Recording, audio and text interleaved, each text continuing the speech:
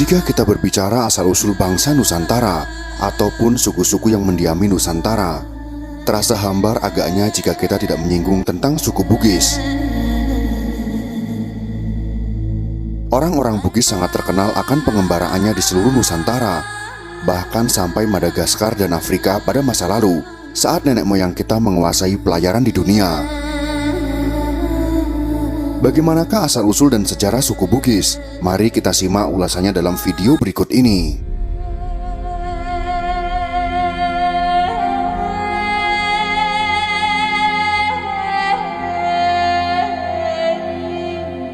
Bugis adalah suku yang tergolong ke dalam suku-suku Deutero Melayu, masuk ke Nusantara setelah gelombang migrasi pertama dari daratan Asia, tepatnya di Yunan. Kata Bugis berasal dari kata Tougi, yang berarti orang Bugis. Penamaan Ugi merujuk pada raja pertama kerajaan Cina yang terdapat di Pamana, Kabupaten Wajo saat ini, yaitu Lasatumpugi. Ketika rakyat Lasatumpugi menamakan dirinya, maka mereka merujuk pada raja mereka.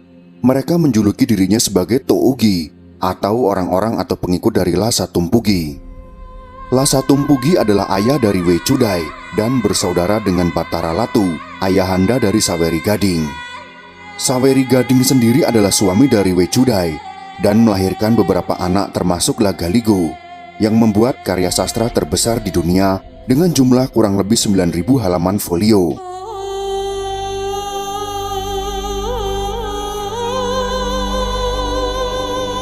Saweri Gading Opunaware atau yang dipertuan Diware adalah kisah yang tertuang dalam karya sastra I Lagaligo dalam tradisi masyarakat Bugis.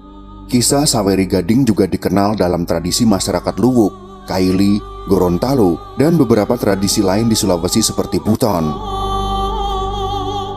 Komunitas ini berkembang dan membentuk beberapa kerajaan. Masyarakat ini kemudian mengembangkan kebudayaan, bahasa, aksara, dan pemerintahan mereka sendiri. Beberapa kerajaan Bugis klasik antara lain Luwu, Bone, Wajo, Sopeng, Supa, Sawito, Sidenreng, dan Rapang. Meski tersebar dan membentuk suku Bugis, tapi proses pernikahan menyebabkan adanya pertalian darah dengan Makassar dan Mandar. Saat ini orang Bugis tersebar dalam beberapa kabupaten, yaitu Luwu, Bone, Wajo, Sopeng, Sidrap, Pinrang, Sinjai, dan Baru. Daerah peralihan antara Bugis dengan Makassar adalah Bulukumba, Sinjai, Maros, dan Pangkajene Kepulauan. Masa Kerajaan Bone.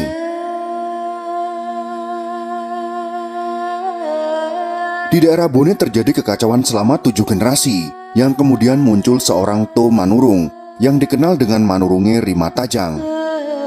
7 raja-raja kecil melantik Manurunge Rimatajang sebagai raja mereka dengan nama Arumpone, dan mereka menjadi dewan legislatif yang dikenal dengan istilah Ade Putue. Kerajaan Makassar. Di abad ke-12, 13, dan 14 berdiri kerajaan Goa, Sopeng, Bone, dan Wajo yang diawali dengan krisis sosial di mana orang saling memangsa laksana ikan. Kerajaan Makassar kemudian terpecah menjadi Goa dan Talo. Tapi dalam perkembangannya, kerajaan kembar ini kembali menyatu menjadi Kerajaan Makassar. Kerajaan Sopeng.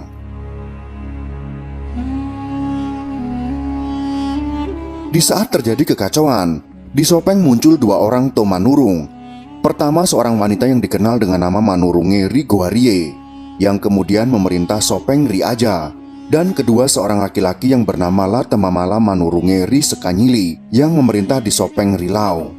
Akhirnya 2 kerajaan kembar ini menjadi Kerajaan Sopeng.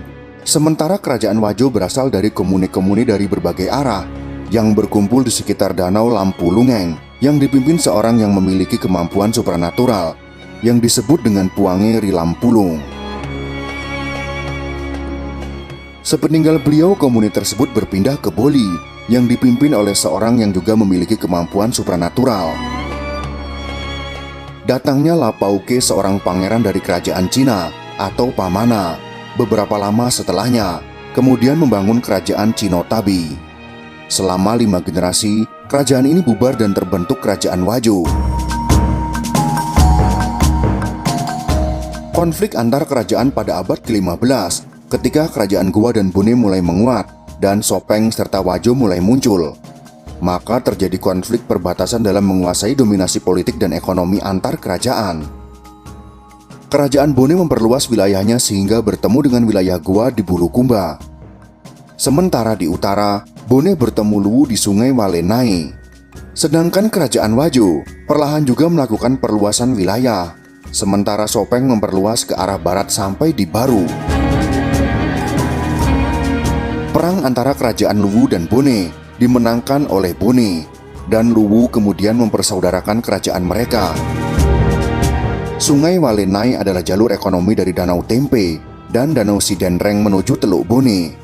Untuk mempertahankan posisinya, Luwu membangun aliansi dengan Wajo dengan menyerang beberapa daerah Bone dan Sidenreng.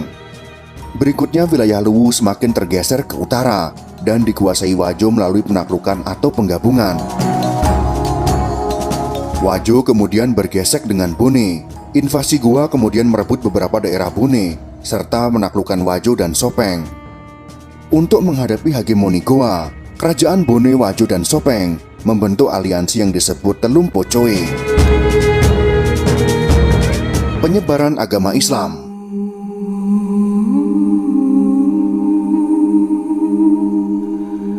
Pada awal abad ke-17, datang penyiar agama Islam dari Minangkabau atas perintah Sultan Iskandar Muda dari Aceh.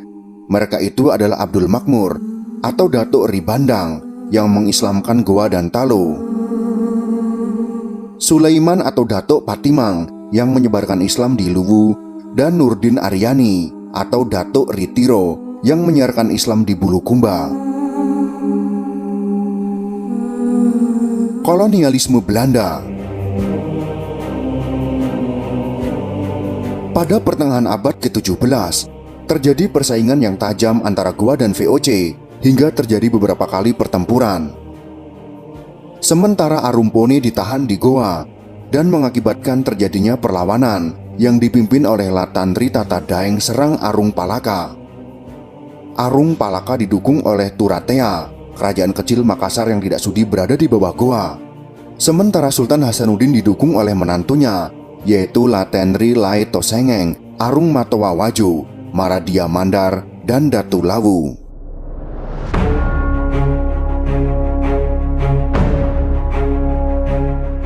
Perang yang dahsyat mengakibatkan benteng Somba Opu luluh lantak.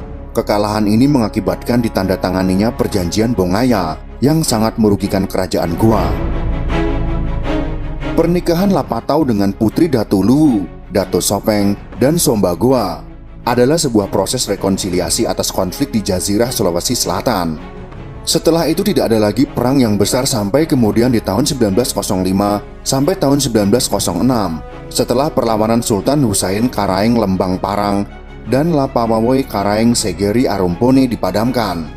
Maka masyarakat Bugis Makassar baru bisa betul-betul ditaklukkan Belanda.